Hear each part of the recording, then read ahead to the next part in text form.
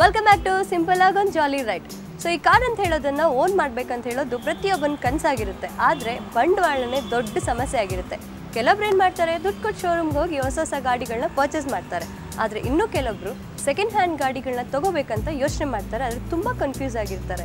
ಯಾಕೆಂತ ಹೇಳಿದರೆ second hand ಗಾಡಿಗಳನ್ನ ತೊಗೊಳ್ಬೇಕಾದ್ರೆ ಗಾಡಿ ಕಂಡೀಷನ್ ಯಾವ ರೀತಿ ಇದೆ, ಇಲ್ಲಾಂದರೆ ಅದರ ಡಾಕ್ಯುಮೆಂಟೇಷನ್ ಹೇಗಿರುತ್ತೆ, ಸೊ ಹೀಗೆ ಅವ್ರು ಕನ್ಫ್ಯೂಸ್ ಆಗಿರ್ತಾರೆ. ಹಾಗಾಗಿ ಇವತ್ತಿನ ಈ ನಮ್ಮ ಜಾಲಿ ರೈಡ್ನಲ್ಲಿ ಒಂದು ಸೆಕೆಂಡ್ ಹ್ಯಾಂಡ್ ಗಾಡಿಗಳನ್ನ ತಗೊಳ್ಳಿಕ್ಕಿಂತ ಮುಂಚೆ ಯಾವ ವಿಚಾರಗಳನ್ನೆಲ್ಲ ಗಮನಿಸಬೇಕು, ಇದರ ಬಗೆಗಿನ ಮಾಹಿತಿ ನಾನು ಕೊಡ್ತೀನಿ.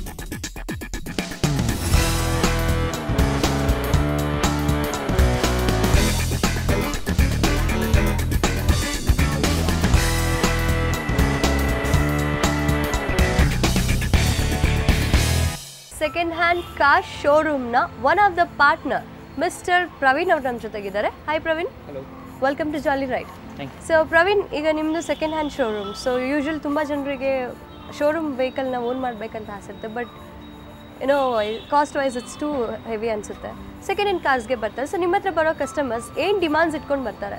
ಫಸ್ಟ್ ನಾವು ಯೂಶ್ವಲಾಗಿ ಅವ್ರದ್ದು ಥಿಂಕ್ ಮಾಡಬೇಕಾಗಿರೋದು ಏನಂದರೆ, ಅವ್ರದ್ದು ಅನಲೈಸ್ ಮಾಡಬೇಕಾಗತ್ತೆ. ಅವ್ರ ಬಜೆಟ್ ಏನಿದೆ, ಯಾವ ಬಜೆಟ್ಗೆ ಹೋದರೆ ಅವ್ರಿಗೆ ಸೇಫ್ ಆಗಿರುತ್ತೆ. ಯಾಕೆಂದರೆ ಯೂಶ್ವಲಿ ಮಾರ್ಕೆಟಲ್ಲಿ Maruti vehicles very reasonable, so that they can afford and the mileage is also good.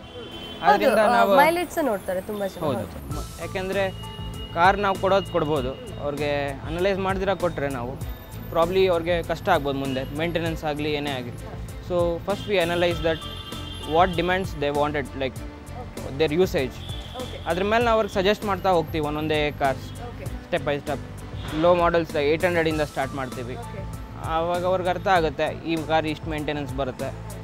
ಆಮೇಲೆ ಅವ್ರಿಗೆ ಯಾವ್ದು ಸಫಿಷಿಯೆಂಟ್ ಅಂತ ಅವ್ರಿಗೆ ಅನಿಸುತ್ತೋ ವಿಲ್ ಗೋ ಥ್ರೂ. ನೀವು ಅದನ್ನ ರೆಫರ್ ಮಾಡ್ತೀರಾ? ಡೆಫಿನೆಟ್ಲಿ. ಓಕೆ, ನಾನು ಬಂದು ಒಂದು ಸೆಕೆಂಡ್ ಹ್ಯಾಂಡ್ ಕಾರ್ ಒಳ್ಳೆ ಕಂಡೀಷನ್ ಇದೆಯಾ ಅಂತ ಹೇಗೆ ಗೊತ್ತಾಗುತ್ತೆ? ಮೇನ್ಲಿ ಡಾಕ್ಯುಮೆಂಟೇಷನ್ ಪರ್ಫೆಕ್ಟ್ ಆಗಿದೆಯಾ ಫಸ್ಟ್ ನೋಡಬೇಕಾಗಿರೋದು ಗಾಡಿಯಿಂದ. ಅದಾದಮೇಲೆ second engine wise and the body line. ಯಾಕೆಂದರೆ ಕೆಲವರು ಮೈಗ್ರೇಟೆಡ್ ವೆಹಿಕಲ್ಸ್ ಆಗಿರ್ಬೋದು, ಏನೇ ಆಗಿರ್ಬೋದು, ಗಾಡಿ ಫುಲ್ ಚೆಕ್ ಮಾಡ್ತಾರೆ. ಆಮೇಲೆ ಅವ್ರಿಗೆ ಇಷ್ಟ ಆಯಿತು ಅಂದರೆ will give a test drive. With the driving they are comfort.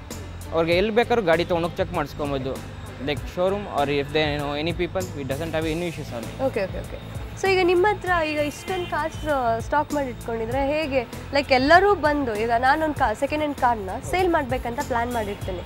So direct ನಾನು ನಿಮ್ಮ ಹತ್ರ ಬಂದು ನೋಡಿ ನಾನು ಈ ಥರ ಕಾರ್ ಸೇಲ್ ಮಾಡಬೇಕಂತಿದೆ ಅಂತ ಬಿಟ್ಟು ಹೋಗ್ತೀನಾ, ಅಥವಾ ನೀವು ಇಮಿಡಿಯೇಟ್ ಅವ್ರಿಗೆ ಪೇಮೆಂಟ್ ಮಾಡಿ ಕಳಿಸ್ತೀರಾ? ಇಲ್ಲ, ಅದು ಡಿಪೆಂಡ್ಸ್. ಅದು ನಮ್ಮ ಹತ್ರ ಎನಿ ಟೈಮ್ ಬಯರ್ಸ್ ಇರ್ತಾರೆ. ಓಕೆ. ಇವಾಗ ರಿಕ್ವೈರ್ಮೆಂಟ್ಸ್ ಇರುತ್ತೆ.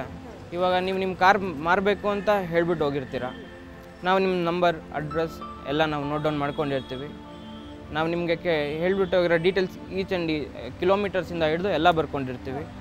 ನಾವು ಬೇರೆ ಕಸ್ಟಮರ್ ಬಂದಾಗ ಅವ್ರಿಗೆ ಸಜೆಸ್ಟ್ ಮಾಡ್ತೀವಿ.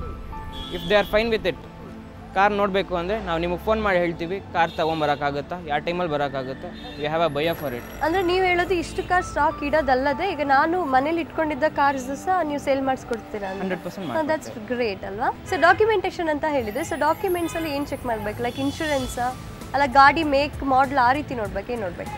ಅದು ಬಜೆಟ್ ಮೇಲೆ ಡಿಪೆಂಡ್ ಆಗುತ್ತೆ. ಮಾಡಲ್ಸ್ ಏನು ವೇರಿ ಮಾಡಲ್ಲ. ಅವ್ರ ಬಜೆಟ್ ಏನಿರುತ್ತೋ ಅದ್ರ ಮೇಲೆ ನಾವು ಸಜೆಸ್ಟ್ ಮಾಡಿರ್ತೀವಿ. ಡಾಕ್ಯುಮೆಂಟ್ಸ್ ಕರೆಕ್ಟಾಗಿದೆಯೋ ಇಲ್ವೋ ಅಂತ ಅವ್ರು ಚೆಕ್ ಮಾಡ್ಕೊಳ್ಬೇಕಾಗತ್ತೆ ಒಂದ್ಸತಿ.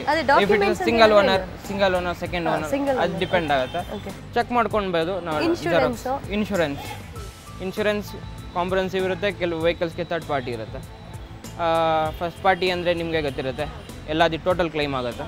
ಥರ್ಡ್ ಪಾರ್ಟಿ ಅಂದರೆ only for injured people. Okay, ಅದು ಅವ್ರ ಸಜೆಷನ್. ಓಕೆ. ಈಗ ಲೈಕ್ ಗಾಡಿ ನಿಮ್ಮ ಹತ್ರ ಬಂದಾಗ ಅದು ಆಕ್ಸಿಡೆಂಟ್ ಆಗೇ ಇಲ್ಲ ಅಂತ ನೀವು ಹೇಗೆ ಕಂಡುಹಿಡಿತೀರಾ? ನಾವು ಡೈಲಿ 100 ಕಾರ್ ನೋಡೋದ್ರಿಂದ ನಮಗೆ ಒಂದು ನೋಡೋದ್ರೆ ಗೊತ್ತಾಗುತ್ತೆ ಟಚ್ ಆಗಿ ಪೇಂಟಿಂಗ್ ಆಗಿದೆಯಾ ಇಲ್ವಾ. ಓಕೆ, ಅಂದರೆ ಶೋರೂಮ್ ಗಾಡಿಗೂ ಒಂದ್ಸಲ ಆಕ್ಸಿಡೆಂಟ್ ಆಗಿ ಹೊರಗಡೆ ಬಂದ ಗಾಡಿಗೂ ಡಿಫ್ರೆನ್ಸ್ ಇರುತ್ತಾ? ಇರುತ್ತೆ, ಡೆಫಿನೆಟ್ ಆಗಿರುತ್ತೆ. ಓಕೆ, ಕಲರ್ ಮ್ಯಾಚ್ ಆಗ್ತಾರಲ್ಲ ಏನನ್ನ ಇರುತ್ತೆ. ಸೊ ದಟ್ ಅವ್ರು ಚೆಕ್ ಮಾಡ್ಕೊಬೋದು ಗಾಡಿನ, ನಾವು ಗಾಡಿ ಕೊಡ್ತೀವಿ. ಅವ್ರು ಎಲ್ಲಿ ಬೇಕೋ ಅಲ್ಲಿ ಅವ್ರು ಸ್ಯಾಟಿಸ್ಫೈ ಇರೋ ನಂಬಿಕೆ ಇರೋರು ಇರ್ತಾರಲ್ಲ, ಗಾಡಿ ಕಳಿಸ್ಕೊಡ್ತೀವಿ ನಾವು.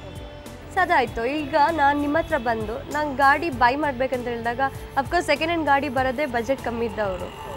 ಸೊ ಅಟ್ ಎ ಶಾರ್ಟ್ ನಿಮಗೆ ಪೇಮೆಂಟ್ ಮಾಡಬೇಕಲ್ಲ, ನೀವೇನಾದ್ರು ಇನ್ಸ್ಟಾಲ್ಮೆಂಟ್ ವೈಸ್ ಕೊಡ್ತೀರಾ? ನಾವು HDFC ಬ್ಯಾಂಕ್ ಜೊತೆ, ರಿಲಯನ್ಸ್ ಆ ಥರ ಕೆಲವು ಬ್ಯಾಂಕ್ ಜೊತೆ ಟೈ ಅಪ್ ಆಗಿರೋದ್ರಿಂದ ಸ್ಯಾಲ್ರಿಡ್ ಪೀಪಲ್ಸ್ಗೆ ನಾವು ಲೋನ್ ಮಾಡಿಕೊಡ್ತೀವಿ. ಜೊತೆಗೆ ರೆಂಟಲ್ ಇನ್ಕಮ್ ಏನಾನ ಇರುತ್ತಲ್ಲ ಅಂಥವ್ರಿಗೂ ಲೋನ್ ಮಾಡಿಕೊಡ್ತೀವಿ. ಓಕೆ ಪ್ರವೀಣ್, ಈಗ ನಿಮ್ಮ ಈ ಶೋರೂಮ್ನಲ್ಲಿ ಇಷ್ಟೊಂದು ಗಾಡಿ ನೀವು ಪಾರ್ಕ್ ಮಾಡಿಟ್ಟಿದ್ದೀರಾ. ಹೌದು. ಸೊ ಒಂದು ಗಾಡಿ ಇಲ್ಲಿ ತಂದು ನಿಲ್ಲಿಸಿದ್ರೆ ಎಷ್ಟು ದಿವಸದೊಳಗೆ ನೀವು ಸೇಲ್ ಮಾಡ್ಕೊಡ್ತೀವಿ? ವಿತಿನ್ ಅ ವೀಕ್ ಮಾಡ್ಕೊಡ್ತೀವಿ. ವಿದಿನ್ ಅ ವೀಕ್ ಆಗೋಗುತ್ತೆ. Okay, will try our level best. Okay, it depends upon the customer who comes. Okay, but whatever it might be 1 week ಒಳಗೆ ಯು ವಿಲ್ ಸೇಲ್ ಮಾಡ್ಕೊಡ್ತೀವಿ. Okay, thank you so much Praveen.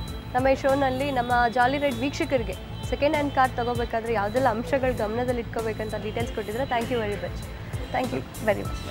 So ನೋಡಿದ್ರಲ್ಲ ವೀಕ್ಷಕರೇ, ಈ ವಾರದ ಈ ನಮ್ಮ ಜಾಲಿ ರೈಡ್ನಲ್ಲಿ ಹೊಸದಾಗಿ launch ಆಗಿರುವಂತಹ ಮಹೇಂದ್ರ ಪ್ಯಾಂಥರೋ ಈ ಬೈಕ್ ಬಗ್ಗೆ ಡೀಟೇಲ್ಸ್ ಕೊಟ್ಟೆ. ಅಷ್ಟೇ ಅಲ್ಲ, ನಮ್ಮ ಸಿಂಪಲ್ ಆದ ಹುಡುಗಿ ಶ್ವೇತಾ ಅವರ ಕಾರ್ ಪ್ಯಾಷನ್ ಬಗ್ಗೆ ಸಹ ತಿಳ್ಕೊಂಡ್ರಿ.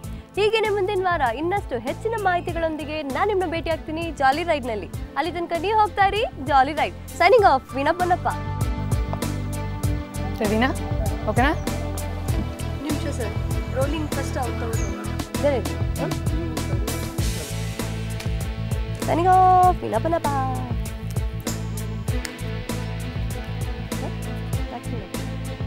ಇನ್ನೊಂದ್ಸಲನಾ? ಹೋಗ ಹೋಗು ಒಂದು ಸ್ವಲ್ಪ ಹೊತ್ತು.